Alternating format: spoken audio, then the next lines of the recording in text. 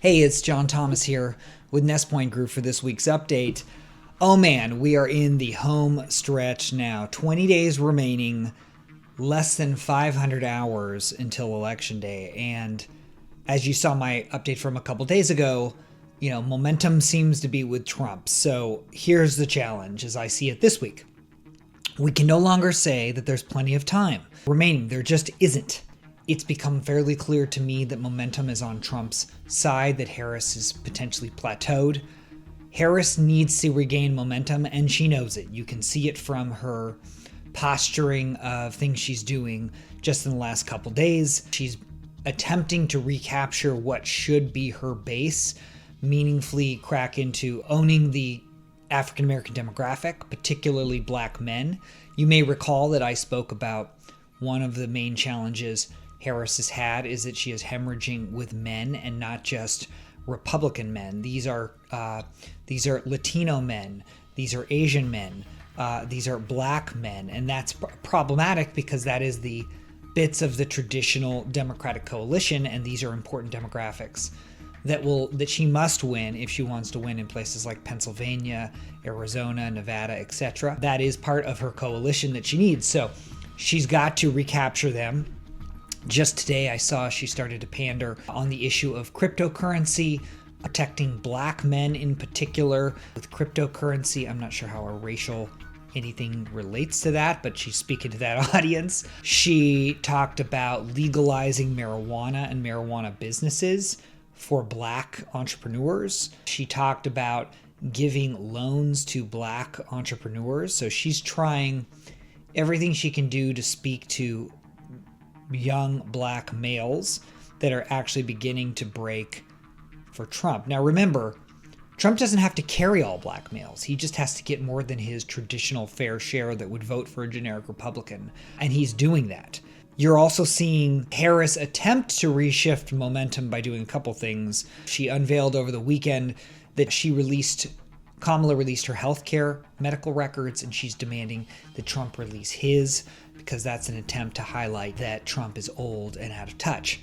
I actually would contend this is a major mistake. First of all, Trump has released his healthcare records in the past, but Harris lives in a glass house on this issue. If she wants to talk about age as an issue of being unfit, she was the principal cover-up and chief boss over Joe Biden, consistently reassuring us for the last 3.5 years that Joe Biden was doing backflips, cartwheels, riding tricycles, etc. in the Oval Office, and there was nothing wrong. So I think that is a mistake for her to engage in that, but I can't necessarily blame that her team's trying to reshift momentum here, but that's a losing issue for her if it does pick up steam, which I don't predict that it will. Just looking, I've now compared the two candidates' schedules. Trump has about 3 to 4 major events per day. Harris typically has 1 event per day, so her schedule is much lighter, typically doesn't start until late in the afternoon. That's not good. This is not a time to have a light schedule. I'm sure she's doing things during the day, but they're not large press events. They're not recapturing the narrative. From what I hear, she is more comfortable getting briefed by her advisors and raising money. And they're relying upon their money advantage to help reshape or continue to shape the narrative. Here's the problem. She has a couple advantages. She has a lot more money than Donald Trump, and her organization, her ground game is better than Trump's. But the problem is that hasn't been enough for her to catapult into a significant lead. So she's got to do something different. I would argue, even though her ad spend is much stronger, almost 2-to-1 over Trump, I think her ads aren't as compelling as Trump's. And that's in part the fault of the ad makers, but also you can only put so much lipstick on a pig as well. She's got to do something differently.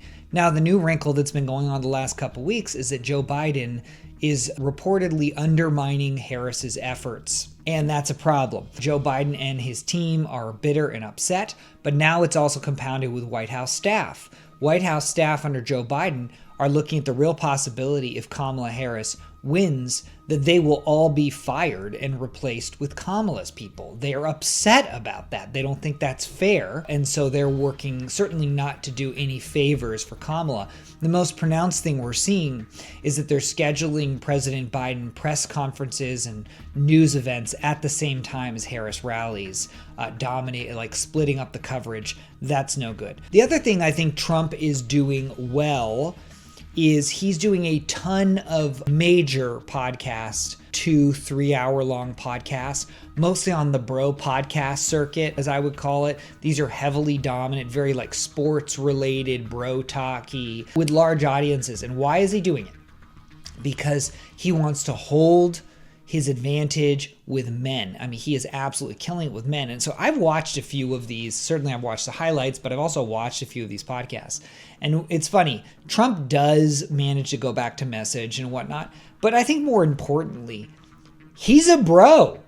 He's doing sports talk and spilling the tea about the times he almost acquired a NFL team. And he's talking about draft picks. And like, he is becoming relatable, even more relatable to men. He was relatable to men in the sense that he had a machismo that he exuded in his public persona, but now he's talking like a dude, further ingratiating himself with men, which is the demographic he needs to hold, making it more difficult for Kamala Harris to undermine that. So smart on Trump's behalf.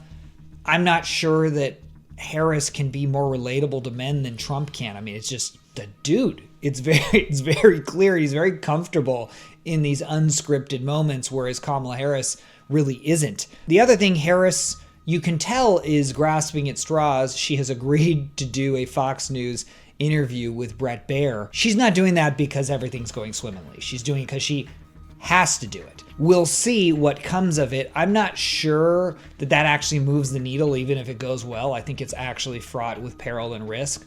But again, you can't blame the Harris team because they got to do something differently and maybe talk to a different audience than their little echo chamber. My guess is there are going to be several things that are going to come of this interview that are going to haunt her for the following couple news cycles. Look, here's the thing.